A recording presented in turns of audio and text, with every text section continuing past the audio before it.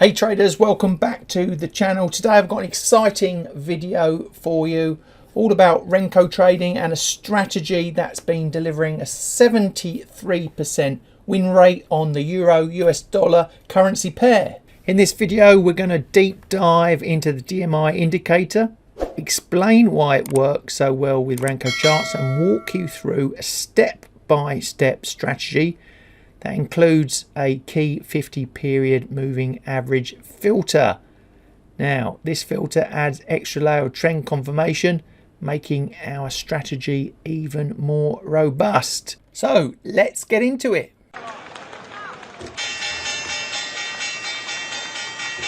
Now, if you're familiar with the channel, you've probably seen me banging on about this book here. It's a book by Wells Wilder.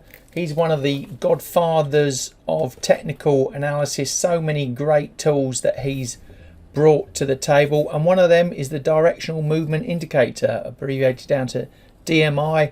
He set it up really as a tool to help him determine when a market was ranging and trending. But you know, time has moved on, and I've tweaked it a little bit here for the Renko strategy you're about to see. But before we get into that, let's get more into the directional movement indicator, its component parts, and how you could find it possibly on your charts. The DMI is very popular in the world of technical analysis. It's going to be available on most chart packages, if not all of them. I've got an example here of TradingView. Just got crude oil there as the chart, but you go up to indicators. Click on there. I've actually got it saved in my favorites because I really like it that much. Directional movement index, there you go, indicator. There you go, it's added on there down the bottom. Now let's just pull it back a bit there, and let's play around with the inputs. First of all, we've got three component parts that you need to know about: the ADX, the plus DI, and the minus DI. Now, what are these three showing? Well, the plus DI, let's start with that one, showing positive price trend movement. The DI with the minus in the front there, that's showing negative price movement, and the ADX is the strength of the trend. Now, let me just change the colors so we can see these a bit better.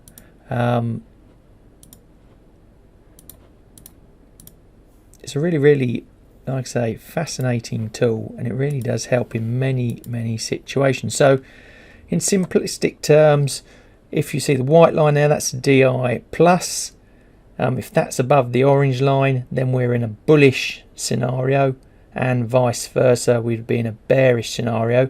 And this ADX pink line up here, that's the strength of the trend. Now look at that compared to the price chart there. As the price is moving on up, we've got the ADX moving on up, you know, making it, you know, more obvious that we're in a strong trend. And then it falls back in price, well, consolidates in this sideways range, and as we can see, the ADX comes off as that strength fades out. So that's it in its basic raw formats. Now the inputs to the indicator are pretty standard. 14 and 14, that's the default.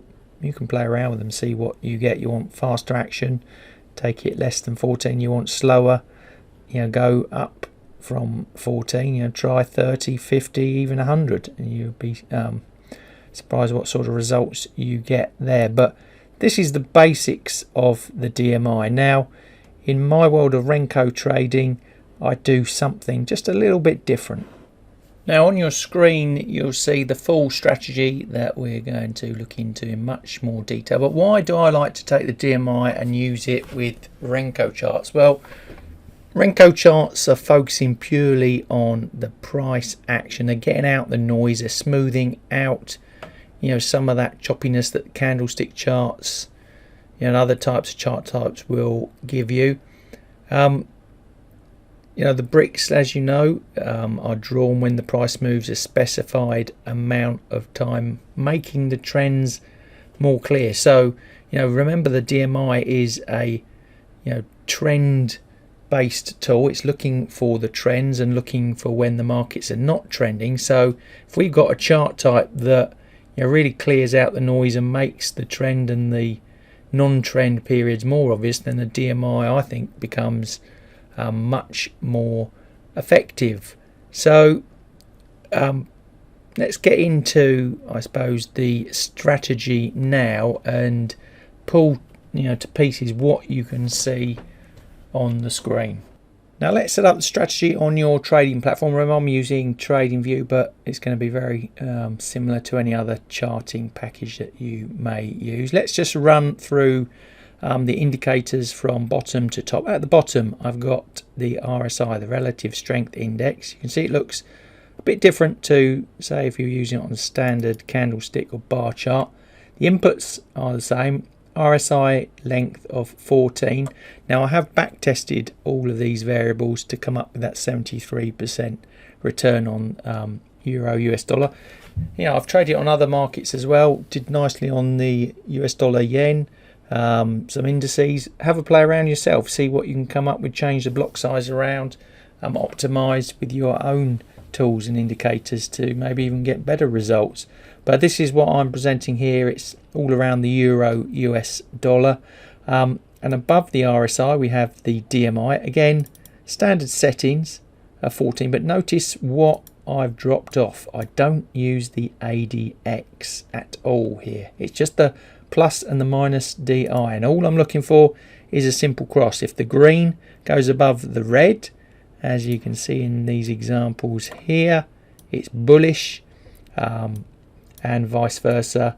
We're going to go to the bearish if the red is above the green. And then onto the top there, I've got a 50 period simple moving average, just to filter out the noise once again. So if we are above, we are bullish, and below, bearish. Now the RSI, the rules there are, again, if the RSI value is above this yellow horizontal line, it's bullish. That's 50, the setting there for that middle line there, and below, bearish. And you'll see why I use this moving average put onto the RSI indicator very soon. But just to go over the settings again, just so you know, the RSI length is 14, and the moving average length, that's that yellow line there, 20. And you can see the style brackets, I've highlighted that middle band as 50.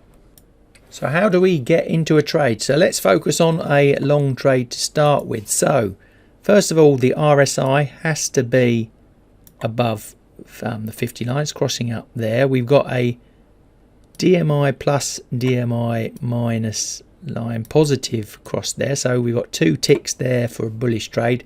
The third one, the price has to be above the 50 period moving average. So it's tick, it's tick, it's tick. We've got 3 confirmations. We need the 3, and then we are good to go in long.